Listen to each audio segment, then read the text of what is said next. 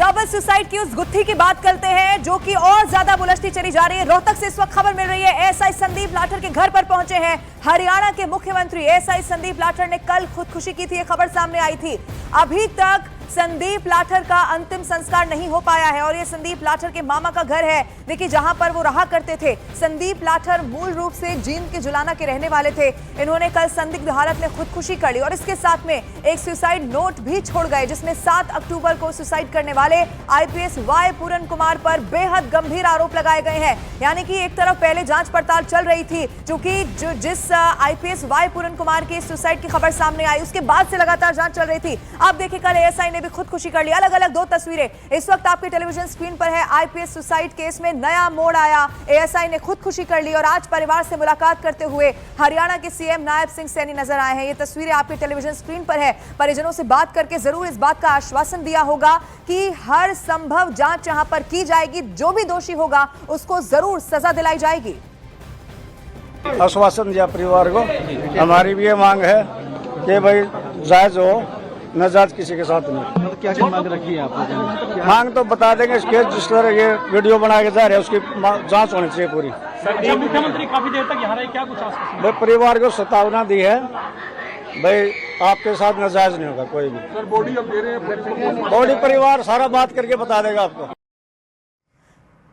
और सीधा रुक करते हैं इस वक्त रोहतक से। आनंद तिवारी लाइव मेरे साथ मौजूद है। आनंद, देखिए, पहले ही वहां पर जो आईपीएस का ये पूरा मामला सामने आया सुसाइड का, उसमें परिजन बड़ी मुश्किल से माने हैं। अब आज यहां पर भी जो परिजन है वो अड़े हुए हैं, करवाने नहीं दे रहे हैं।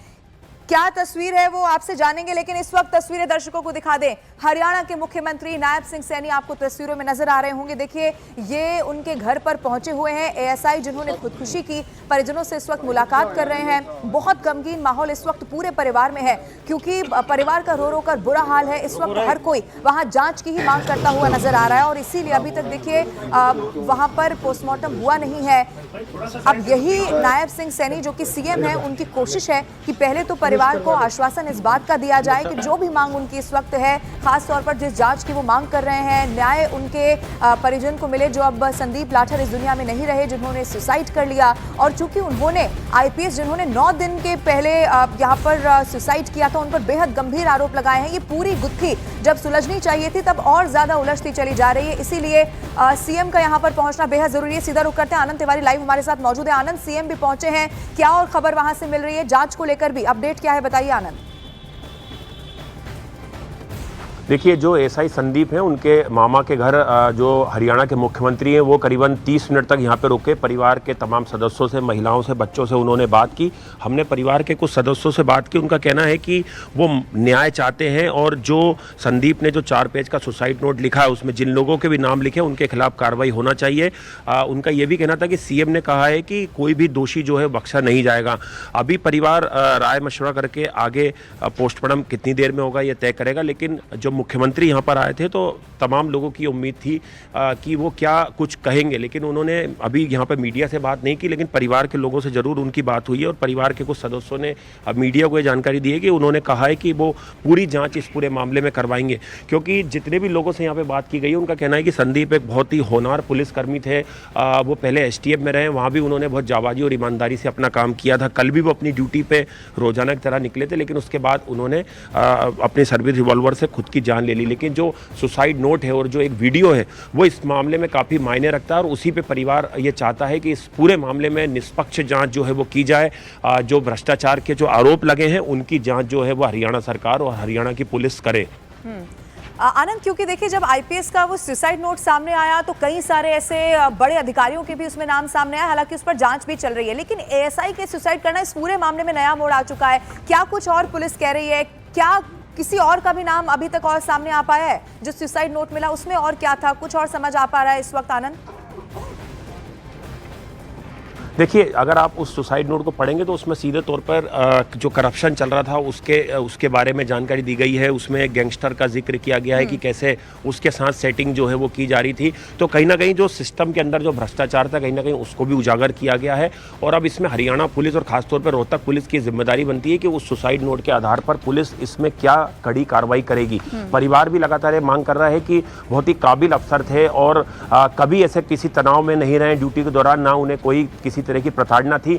तो ऐसे में अगर किसी ने अपने परिवार का बेटा या पति खोया है तो जाहिर तौर पर कोई करप्शन डिपार्टमेंट में ऐसा चल रहा था जिसको वो उजागर करना चाह रहे थे। और इसी वजह से अगर आप यहाँ पे हमने बहुत सारे पुलिस कर्मियों से बात की जो उनके साथ ड्यूटी पे थे, उनका कहना है कि बहुत ही ईमानदार उनकी छवि थी। और जो पुराने यहाँ के एसपी थे नरेंद्र बिजरानिया, वो भी काफी ईमानदार छवि के शख्सियत थी, आईपीएस थे। और जब उनका नाम एफआईआर में आया, जो आईपीएस ने जो सुसाइड नोट छोड़ा था, उसके बाद से वो काफी आहत थे। तो अब देखना होगा हरियाणा पुलिस और सरकार इस पूरे मामले में क्या जांच करेगी। और उसी लिए रखेगा, जो भी अपडेट होगा एक बार फिर से आपका रुख करेंगे। फिलहाल शुक्रिया आनंद इस जानकारी के लिए। और इधर देखिए 9 दिन के बाद आईपीएस वाई पूरन के शव का पोस्टमार्टम चल रहा है। ये खबर इस वक्त वहां से मिल रही है, परिवार की सहमति सामने आई और उसी के बाद चंडीगढ़ पीजीआई में ये पोस्टमार्टम जारी है और शाम को ही उनका अंतिम संस्कार भी कर दिया जाएगा। दूसरी तरफ कल रोहतक में एक और पुलिसकर्मी की सुसाइड के बाद ये केस और ज्यादा उलझ गया है। ऐसा इसीलिए क्योंकि रोहतक में सुसाइड करने वाले एसआई संदीप लाठर का कनेक्शन भी 9 दिन पहले चंडीगढ़ में खुदकुशी करने वाले आईपीएस वाई पूरन से जुड़ता है। संदीप लाठर रोहतक में उसी करप्शन केस की जांच से जुड़े हुए थे जिसमें आईपीएस वाई पूरन के गनमैन की गिरफ्तारी हुई थी और फिर उनका नाम इसमें सामने आया था। कल बेहद संदिग्ध हालत में एएसआई संदीप लाठर ने भी खुदकुशी कर ली और उन्होंने अपने सुसाइड नोट में आईपीएस वाई पूरन पर बेहद गंभीर आरोप लगाए हैं। इस खुदकुशी का जो ये मामला सामने आया, इसके बाद संदीप लाठर के परिवार ने अंतिम संस्कार करने से इनकार कर दिया और वो भी इंसाफ की मांग कर रहे हैं। जहां अब खुद मुख्यमंत्री नायब सिंह सैनी पहुंचे हुए हैं, परिवार को आश्वासन दिया है सख्त से सख्त यहां पर सजा दी जाएगी, जो भी दोषी होगा, ये सीएम ने भी कहा।